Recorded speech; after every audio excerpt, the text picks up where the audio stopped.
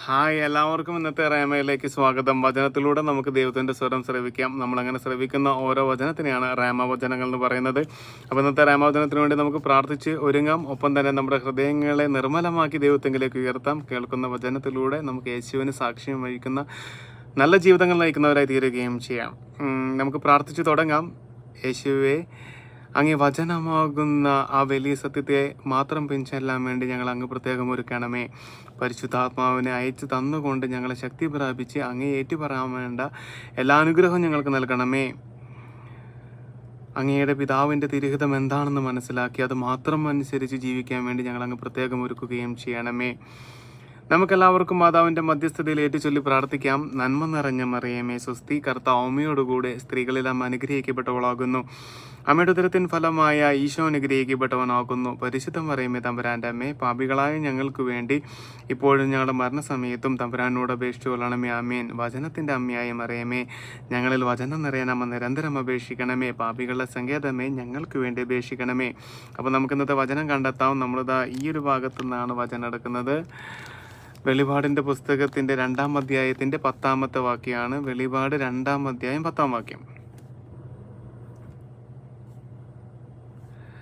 നീ ഉടനെ സഹിക്കാനിരിക്കുന്നവയെ ഭയപ്പെടരുത്. നിങ്ങളിൽ ചിലരെ പിശാച് തടവിലിടാനിരിക്കുന്നു. അത് നിങ്ങൾ പരീക്ഷിക്കപ്പെടുന്നതിനാണ്. 10 ദിവസത്തേക്ക് നിങ്ങൾക്ക് ഞെരുക്കമുണ്ടാകും. മരണം വരെ വിശ്വസ്തനായിരിക്കുക. ജീവന്റെ കിരീടം നിനക്ക് ഞാൻ നൽകും. ഭയങ്കര വലിയ റേമയാണ്. ഒന്നുകൂടി വായിക്കും. നീ ഉടനെ സഹിക്കാനിരിക്കുന്നവയെ ഭയപ്പെടരുത്. നിങ്ങളിൽ ചിലരെ പിശാച് തടവിലിടാനിരിക്കുന്നു. അത് നിങ്ങൾ പരീക്ഷിക്കപ്പെടുന്നതിനാണ്. 10 ദിവസത്തേക്ക് നിങ്ങൾക്ക് ഞെരുക്കമുണ്ടാകും. മരണം വരെ വിശ്വസ്തനായിരിക്കുക. ജീവന്റെ കിരീടം നിനക്ക് ഞാൻ നൽകും. അപ്പം നമുക്ക് മരണം വരെ വിശ്വസ്തരായിരിക്കാം. ഒപ്പം തന്നെ നമുക്കറിയാമല്ലോ, പിശാച് കുറച്ച് സമയമുള്ളൂന്ന് അറിഞ്ഞിട്ട് പിശാച് ഇങ്ങനെ ആകെ വെപ്രാളപ്പെട്ട് നടക്കുകയാണ്. അപ്പം എങ്ങനെയെങ്കിലും അവൻ്റെ കുഴിയിൽ ചാടിക്കാൻ വേണ്ടി എല്ലാവിധ മാർഗ്ഗങ്ങളും നോക്കും. ഇതിന് വേറെ എവിടേക്കും പോകണ്ട. കാരണം നമ്മുടെ ഉള്ളിൽ തന്നെ നമ്മുടെ അവയവങ്ങളിൽ തന്നെ പാപങ്ങളുണ്ട്. നമ്മൾ അത്രയും ബലഹീനരാണ്. അപ്പം നമുക്ക് ഏത് സമയം വേണമെങ്കിൽ നമ്മൾ വീഴാൻ തയ്യാറായിട്ടാണ് നമ്മൾ നടക്കുന്നത്. പിശാച് അങ്ങനെ വീഴാൻ വേണ്ടി കാത്തിരിക്കുകയും ചെയ്യുക. ഇതിൻ്റെ ഒപ്പം നമുക്ക് വേണ്ടത് വിശ്വസ്തരായിരിക്കുക എന്നുള്ളതാണ്. അപ്പോൾ യേശുവിൽ വിശ്വസ്തരായിട്ടിരിക്കുക.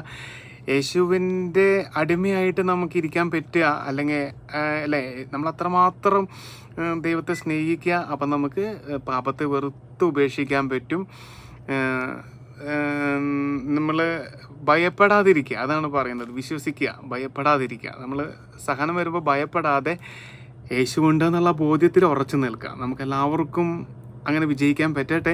ദൈവം നമ്മുടെ കൂടെ ഉണ്ട്. നല്ലൊരു ദിവസം എല്ലാവർക്കും ആശംസിക്കുന്നു. God bless you all. Thank you.